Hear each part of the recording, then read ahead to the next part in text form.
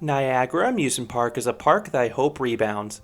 This park operated as Martin's Fantasy Island at Fantasy Island for many years before closing after the 2019 season, but it was saved by Gene Staples in early 2021 and the water park reopened later that year. In 2022, the amusement side reopened. The park is still a work in progress, but is showing signs of life. So in this review, I'll help you determine if you should visit Niagara Amusement Park now or wait a little bit. The park originally opened back in 1961 as Fantasy Island. The park had some themed areas towards the front like Western Town, Indian Village. Kiddie rides were placed near the front, and the adult rides were placed towards the back. This setup has remained the same to this very day. In 1982, the park was acquired by Charles Wood, who founded The Great Escape. The most notable addition during Wood's ownership was the Splash World Water Park. After selling the park to International Broadcasting Corporation in 1989, Wood reacquired the park in 1992. Then Martin's Shows purchased the park in 1994. For the next 22 years, the park was known as Martin's Fantasy Island. It was during this time the park added its largest amusement rides, including a Custom Coasters International Wood Coaster and Silver Comet. The park was sold to Store Capital in 2016, and Apex started leasing the park. The park's name was reverted back to Fantasy Island, but patrons noticed the park was getting neglected. After the 2019 season, Apex announced they were closing both Indiana Beach and Fantasy Island. Gene Staples saved Indiana Beach in 2020 and formed IB Parks and Entertainment. After successfully reopening Indiana Beach, IB Parks acquired Fantasy Island in early 2021. And this year the park was fully rebranded as Niagara Amusement Park, which makes sense given how the park is less than 10 miles from Niagara Falls. It is a prime location to attract tourists. But there's just one problem. Many people don't know this park is even open. I stayed at a hotel just 15 minutes from the park, and the employees had no clue this park was open again. On the day I visited, the park was extremely quiet. Part of that could be the park is still very much under construction. When Apex closed the park, they gutted it. They ripped out almost all the adult rides. The rides and buildings that remained were subjected to vandalism until IB Parks acquired the property. Whereas Indiana Beach just needed some TLC, Niagara Amusement Park needs a full-on facelift. I think the front half of the park looks great. I like the entrance plaza. You have a sign over a fountain with a carousel right behind it. Kiddieland looks to be in relatively good condition between the mix of rides and the old storybook structures. And then Western Town is a small but nicely themed area. Once you cross the bridge to the back section of the park though, it feels like you've entered a construction site. And realistically, you essentially have. There's all sorts of temporary fencing back here, and there are ride pieces and building materials just lying on the ground. There are only 2 rides back here as of the 2022 season. You have the recently reopened Silver Comet and the amazing Flying Machine Flying Scooters, which is a portable model likely acquired from a carnival. The rest of the area has a lot of dead space, but it's clear the owners have big plans. You can see the pieces for tons of rides in the parking lot. This includes the former Schwarzkopf shuttle loop that ran at La Feria, an SDC Galaxy from Kokomo's Family Fun Center, and several flat rides including what appeared to be a swinging ship and a Huss topspin. Along with the lack of attractions, this section still needs to be cleaned up. The pathways are pretty hodgepodge, and the buildings are battered.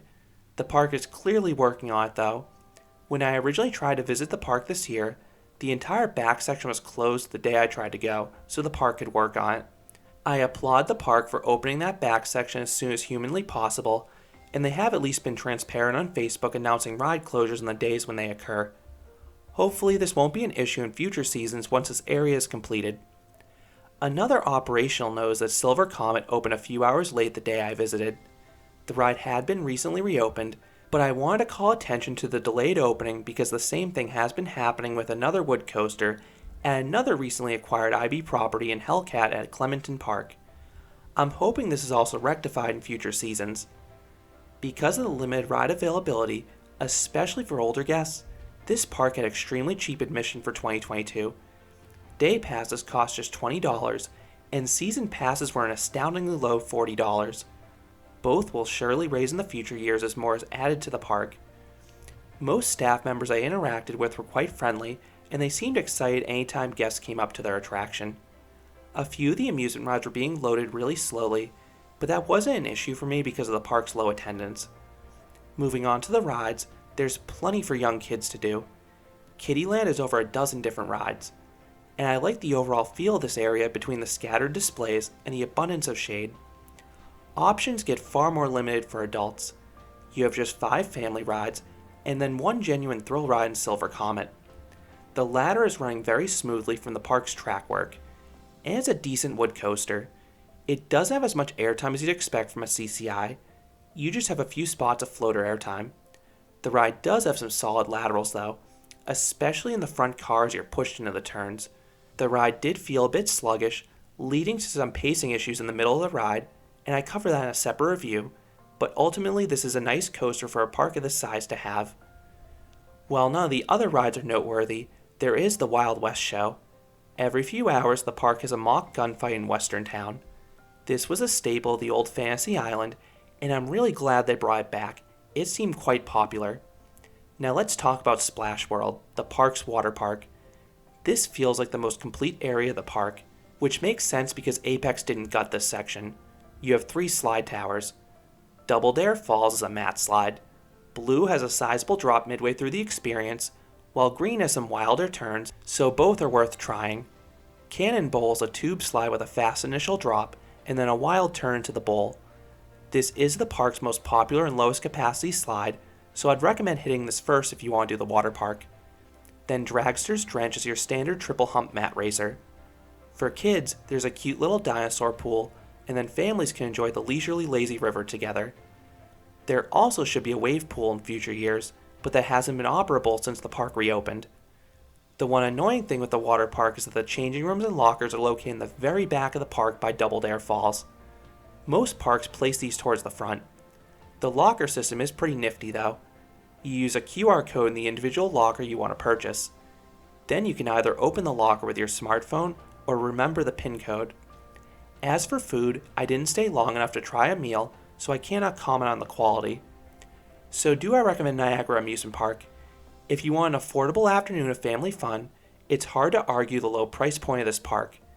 I think it's a great option for younger guests because of the sizable Kiddyland.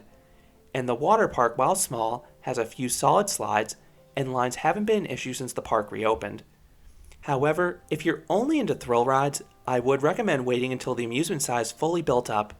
There are clearly reinforcements on the way that'll make this a more appealing park for that demographic, and I'm hoping they're ready for the 2023 season to help the park thrive.